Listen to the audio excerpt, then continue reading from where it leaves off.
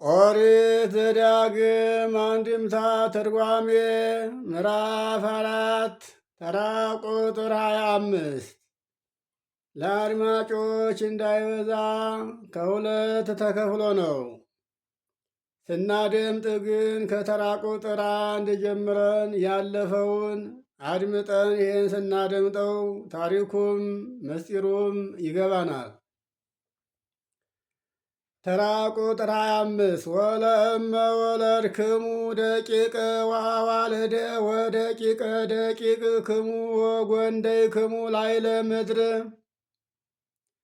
ወአበስክሙ ወገበርክሙ ለክሙ በአምሳለ ኩሉ ወገበርክሙ እኪተ ቅድመ እግዚአብሔር አምላክክሙ ከመ ታምዕዎ። መጽሐፍ ቅዱስ አንድና ብዙ አይጠነቅቅምና ወለድከ ብሎ ጐንደይክሙ አለ። ወለድከ ካለ ጐንደይከ ቢል የቀና ይሆን ነበር። ወይም ወጐንደይክሙ ካለ ወለድክሙ ቢል እንዲሁም የቀና ይሆን ነበር።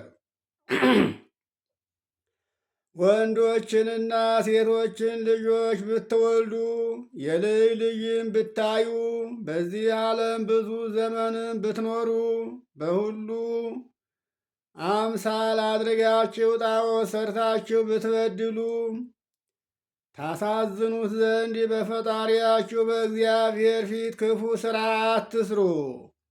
ክፉ ሥራ ሰርታችሁ ብትገኙ ግን በሠራችሁ ሥራ መከራ ውስጥ የምትገቡ እናንተው ራሳችሁ ናችሁና አለ። ተራ ቁጥር 26 ናሁ አሰምለክሙ ሰማየ ወምድረ ከመ ትጠፍኡ ወትደመሰሱ እምድር እንተላቲ አንትሙ ታድውዋ ለዮርዳኖስ እየ ከመ ትትዋረስዋ ወይትወንድዩ መዋዕለ ውስቴታ አላ ተቀጥቅጦ ትትቀጠቀጡ። እርሷን ተወርሷት ዘንድ ዮርዳኖስን ከምትሻገሩላት አገር ፈጽማችሁ እንደምትጠፉ እነሆ እኔ ዛሬ ሰማይና ምድርን ምስክር አድርጌ አዳኝባችኋለሁ አለ። ፈጥናችሁ ትጠፋላችሁ እንጂ ከቶ በእርሷ ብዙ ዘመን አትኖሩም አለ። እግዚአብሔርን በድለው ነገ ክፉ ነገር እንደሚያገኛቸው ያውቃልና አስቀድሞ የሚያገኛቸውን መከራ ተናገረባቸው። ተራ ቁጥር 27 ወይዘርወክሙ እግዚአብሔር ውስተ ኩሉ አሕዛብ ወትተርፉ ውሁዳነ በሁልቁ ውስተ ኩሉ አሕዛብ እለ ውስቴቶሙ ያበውአክሙ እግዚአብሔር ህየ። እግዚአብሔር በአሕዛብ ሀገር ሁሉ ይበትናችኋል፣ አስማርኮም ይሰዳችኋል። በተማረካችሁበትም አገር ጥቂት ሁናችሁ በቁጥር አንሳችሁ ትገኛላችሁ አለ። ይህም አልቀረላቸውም። እስራኤል እግዚአብሔር ምድረ ርስትን ካወረሳቸው ከብዙ ዘመን በኋላ ፋርስ ባቢሎን ተማርከው ወርደው 7 ዘመን መከራቸውን ሲያዩ ኑረዋል። ተራ ቁጥር 28 ወታመልኩ በህየ አማልክተ ባዕድ ግብረ እደ እጓለ እመሕያው እፀወ ወአይባነ እለ ኢይሬእዩ ወኢይሰምዑ ወኢይሌቡ ወኢያጼንዑ። በዚያም በማታውቁት በባዕድ አገር የማያዩ የማይሰሙ ልብ የማያደርጉ የማያሸቱ የሰው እጅ ሥራ የሚሆኑ የአሕዛብን አማልክት እንጨትንና ድንጋይን ታመልካላችሁ አለ። ተራ ቁጥር 29 ወእምዝ ተሐሰስዎ ለእግዚአብሔር አምላክክሙ በህየ ወትረክብዎ ሰበ ሐሰስክምዎ በህየ በኩሉ ልብክሙ ወበኩሉ ነፍስክሙ በሕማምክሙ። ከዚያ በኋላ ግን ፈጣሪያችሁ እግዚአብሔርን በሕግ በአምልኮ ትፈልጉታላችሁ። በመከራችሁም ጊዜ በፍጹም ልቡናችሁና ሰውነታችሁ በዚያ በምትፈልጉት ጊዜ እግዚአብሔርን ታገኙታላችሁ አለ። እስራኤል አባቶቻችን ነቢያት ሲያስተምሯቸውና ሲመክሯቸው አንሰማም ብለው ፋርስ ባቢሎን ተማርከው ከሄዱ በኋላ በፋርስና በባቢሎን ጣዖት አምላኪ ሆነው ሲኖሩ እግዚአብሔርን ቢለምኑት ተለምኗቸዋልና እንዲህ አለ። ተራ ቁጥር 30 ወይረክበክሙ ዝንቱ ኩሉ ነገድ በረሃሪ መዋዕል ወትትመየጡ ሀበ እግዚአብሔር አምላክክሙ ወይሰማክሙ እግዚአብሔር። ከዚያ ዘመን በኋላ ግን ይህ ሁሉ መከራ ያገኛችኋል። እናንተም በንስሐ ወደ ፈጣሪያችሁ እግረ እግዚአብሔር ትመለሳላችሁ። ፈጣሪያችሁ እግዚአብሔርም ልመናችሁን ይሰማችኋል አለ። ተራ ቁጥር 30 እስመ አምላክ መሐሪ ውእቱ እግዚአብሔር አምላክከ ፈጣሪያችሁ እግዚአብሔር ይቅር ባይ አምላክ ነውና ይሰማክሙ ላለው ነው። እያድገከ ያለ የሚለው ማንሻ ነው። ፈጣሪ እግዚአብሔር ይቅር ባይ ነውና ይቅር ይልሃል አለ። እያድገከ ወይ እያጠፋከ ወይ ይረስ ኪዳኖሙ ለአበዊከ ዘመሃለሎሙ በረድኤት ተለይቶ አያጠፋህም። ለአባቶች ለአብርሃም ለይስሐቅ ለያዕቆብ የማለላቸውን መሐላውን አይዘነጋምና አለ። ተራ ቁጥር 32 ተሳአሉ ዘቀዲሙ መዋዕለ ዘኮነም ቅድሜክሙ እምአመ ፈጠሮ እግዚአብሔር ለእጓለ እምሕያው ዲበ ምድር የማጽናፈ ሰማይ እስከ አጽናፈ ሰማይ ለእመ ኮነ ከመ ዝንቱ ነገር። እናንተም እግዚአብሔር ሰውን በምድር ላይ ከፈጠረው ጊዜ ጀምሮ ከሰማይ በታች ከሰማይ ዳርቻ እስከ ሰማይ ዳርቻ እንደዚህ ያለ ነገር ተደርጎ ያውቅም እንደሆነ ከእናንተ አስቀድሞ የነበረውን ዘመን ጠይቁ እወቁ አለ። ተሳሎ ላውከ ወይነግረከ ያለፈውን ዘመን አባትህን ጠይቅ ያስረድሃል፣ ሊቃውንቶችህንም ጠይቅ ያስተምሮሃል ያለውን ነው። ተራ ቁጥር 33 ወለእመ ሰሙ አሕዛብ ቃለ እግዚአብሔር አምላክ ዘሕያው እንዘ ይትናገር በማእከለ እሳት በከመ ሰማዕከ አንተ ወአኀየውከ አንተ ከኔ ጋር ሲነጋገር ሰምተህ እንደ ዳንክ በእሳት መካከል ሲናገር ሕዝቡ ሕያው ባሕሪ የሚሆን የእግዚአብሔርን ቃል ሰምተው ድነው እንደሆነ ጠይቁ አለ።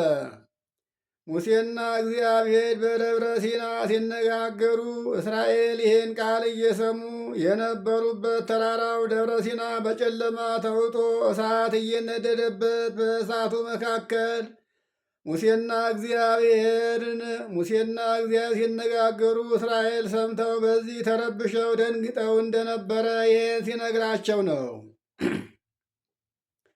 ተራ ቁጥር 34 ለእመ አመከረ እግዚአብሔር ወውአ ወነሳሎቱ ሕዝቦ እማእከለ ሕዝብ በአመክሮ ወበእንተአ ወበተአምር ወበመድም ወበቀትል ወበእድ ጽንዕት ወበመዝራዕት ልዕልት ወበደንግዝ አብይ በከመ ኩሉ ዘገብረ እግዚአብሔር በምድረ ግብፅ በቅድሜከ እንዘ ትሬኢ።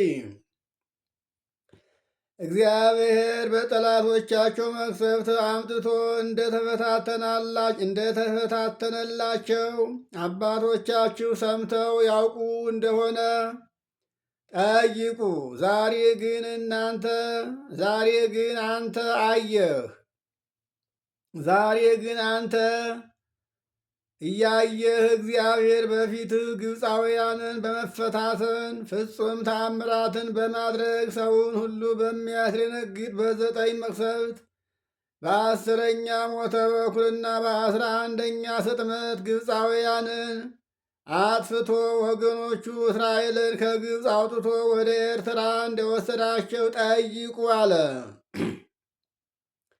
እነዚህም የቀደሙት አባቶቻችሁን እግዚአብሔር ከግብፅ ምድር ሲያወጣቸው ግብፃውያንን በ9 መቅሰፍት በ10ኛ ሞተ በኩር በ11ኛ ስጥመት እንዳጠፋቸው የቀደሙትን አባቶቻችሁን ጠይቁ ያስረዷችኋል አለ። ተራ ቁጥር 35 ከመታይምር ከመውቱ እግዚአብሔር አምላክ ዋልቦ ባሕሪ አምላክ ዘእንበሌሁ ይህን ሁሉ ያደረገ ገናና ፈጣሪ እሱ እንደሆነ ከእርሱ በቀር ሌላ ፈጣሪ እንደሌለ ታውቅ ዘንድ ከእናንተ አስቀድሞ የነበረውን ዘመን ጠይቁ። የነበረውን ያለፈውን ዘመን ባለፈው ዘመን እግዚአብሔር የሠራውን ሥራ የሚያስረዷችሁ አባቶቻችሁን ሊቃውንቶቻችሁን ጠይቁ አለ። ተራ ቁጥር 36 ሰማይ ተሰማ ቃሉ ከመ ይምሃርከ ወበምድር አርአየ እሳቶ አብየ ወሰማይከ ቃሎ እማእከለ እሳት። አንተን ያስተምርህ ዘንድ ከሰማይ ወርዶ ሲናገር ቃሉ ተሰማ። በደብረ ሲናም የሚያስፈራራ እሳቱን አየ። በእሳት መካከል ቃሉን ሰማህ። ተራ ቁጥር 37 እስመ ያፈቅሮሙ እግዚአብሔር ለአበዊከ ወሐረዮሙ ወለዘሮሙ እምድሬሆሙ ኪያከ እምኩሉ አሕዛብ ወአውፅአከ ውእቱ በኃይሉ አብይም ግብፅ። አባቶችህን ወዷቸዋልና መርጧቸውማልና ከእነሱ በኋላ ከአሕዛብ ሁሉ ይልቅ እናንተን ልጆቻቸውን መርጧልና በጽኑ ከሃሊነቱ ከግብፅ ምድር አወጣችሁ አለ። ተራ ቁጥር 38 ከመ ታጥፍኦሙ ለአሕዛብ አበይት ወጽኑዓን ቅድመ ገጽከ ወከመ ያብይከ ወያሃብከ ምድሮሙ ትረስ በከመ ሀለወከዮ። ዛሬ እንደምትኖርበት መጠን ሁሉ ተወርስ ዘንድ ሀገራቸውን ይሰጥህ ዘንድ ወደ እሷም ያስገባህ ዘንድ ጽኑዓን ኃያላን የሚሆኑ 70 ከነዓንን ከፊትህ እልም ድርግም አድርገህ ታጠፋቸው ዘንድ ከግብፅ ምድር አንተን አወጣህ አለ። ተራ ቁጥር 39 ወተአምሪዮም ከመ ውእቱ እግዚአብሔር አምላክከ ውእቱ እግዚአብሔር በሰማይ በላይሉ ወበምድር በታይቱ አልቦ ባሕር ዘእንበሌሁ። እንዲህም ባደረገልህ ጊዜ ከምድር በላይ ባለ በሰማይ በታችም ካለ ባለ በምድር ሞልቶ የሚኖር ፈጣሪ እግዚአብሔር እንደሆነ ከእርሱም በቀር ሌላ ፈጣሪ እንደሌለ ታውቅ ዘንድ እግዚአብሔር ኃይሉን አሳየህ አለ። የምትፈራቸውን ጠላቶችን አጥፍቶ ምድራቸውን ሀገራቸውን ላንተ ዛሬ እጅ እንዳደረገልህ አስብ አለ። አምላክህ እግዚአብሔር የማታፍረውና የማትፈራ ብትሆን ያደረገልህን ሁሉ የማታስብ ብትሆን ዛሬ ለአንተ የሰጥህን ከአንተ እጅ ነጥቆ ለሌላ ሰጥቶ አንተ ስደተኛ እንደሚያደርግህ አስብ አለ። ዛሬ አንተ እንደምትኖረው ሁሉ በፊትም አሕዛብ በዚች ምድር ይኖሩ ነበረ። ግን አምላካቸውን እግዚአብሔርን ባለማወቃቸው ምክንያት እግዚአብሔር እነሱን ነቅሎ አንተን ተከለህ አለ። አሁንም አምላክህን እግዚአብሔርን ያደረገልህን የማታስብ ከሆነ አንተን ነቅሎ ስደተኛ አድርጎ በመቅሰፍትም አጥፍቶ አንተ ለማታውቀው ለባዕድ አገር ይችን አገር ይሰጥብሃል አለ።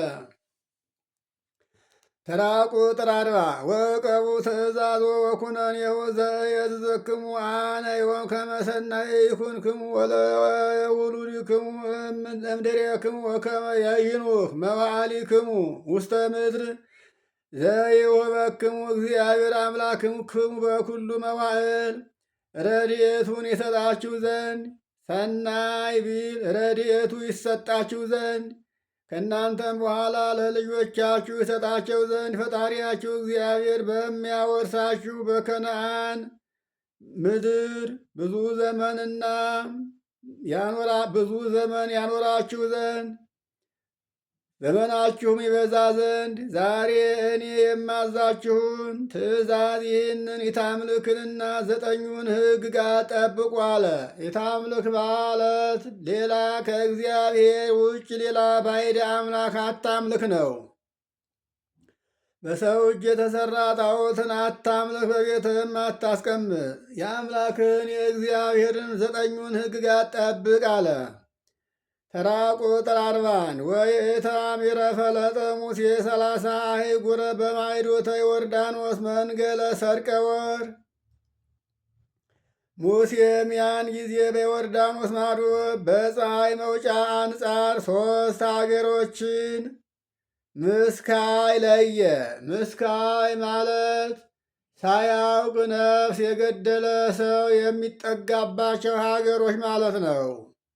ሰው ሳያውቅ ሳያስበው ድንገት በእጁ ሰው ሊሞትበት ይችላል። ያን ጊዜ ግን ወደዛች ወደ ስደተኛ መጠጊያ ሀገር ሂዶ ነፍሱን ያድናል ማለት ነው። ተራ ቁጥር 32 ከመይስኪህየ ቀታሊ ዘቀተለ ካልኦ እንተ ኢየአምር ወይ ኮነ ጸላይሁ ትካት ወይ ሰኪ ውስተየ አቲ ምዕላንቱ አህጉር ወያሃዩ።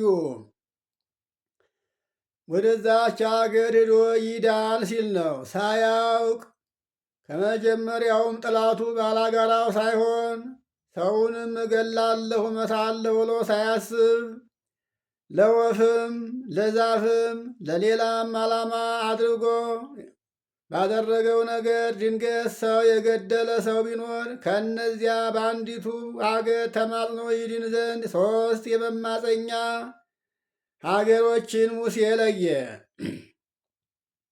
ተራ ቁጥር 43 በአሶር በገዳም ውስተ ምድረ ሀቅል ዘሮቤል ወአራሞስ ዘገላድ ዘጋድ ወአውሎን በባሳን ዘምናሴ።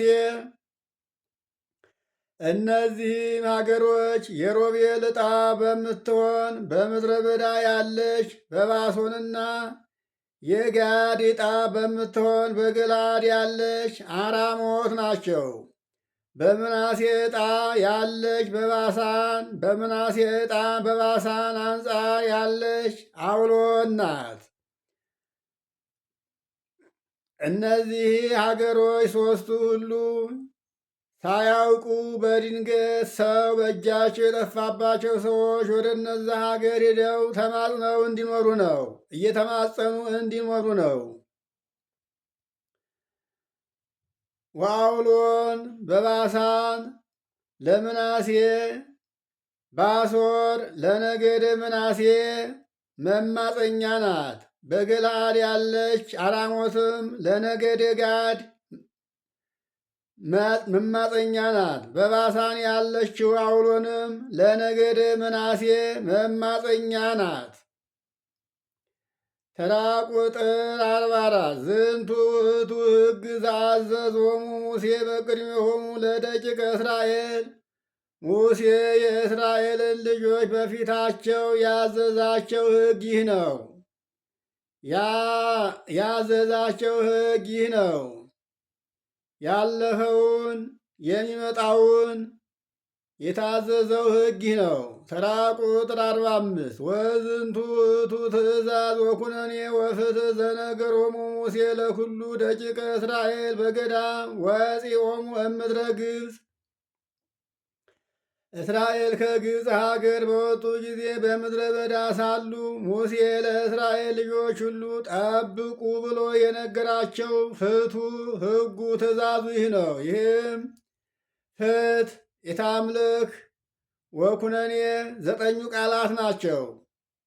ፍትሑ የታምልክ ነው። ኩነኔውም 9ኙ ቃላት 9ኙ ትእዛዛት ናቸው። 570 ወነበቦ ነው። ይህ ማለት እግዚአብሔር ወነበቦ በማለት 570 ጊዜ ለሙሴ የተናገረው ቃል ነው። እግዚአብሔር 570 ጊዜ ከሙሴ ጋር ተነጋግሯል። ሙሴም ከእግዚአብሔር ጋር ሲነጋገር 570 ጊዜ ነው። 570 ጊዜ ለእስራኤል እንዲህ በላቸው እያለ እግዚአብሔር ያዘዘው ትእዛዙና ሕጉ ነው። ተራ ቁጥር 46 በማዕዶተ ዮርዳኖስ በቈላት ዘቅሩበ ቤተ ፌጎር በምድረ ሴዎን ንጉሠ አሞሬዎን ዘይነብር ውስተ ሐሴዎን ዘቀተልዎ ሙሴ ወደቂቀ እስራኤል ወፂኦሙ እምድረ ግብፅ።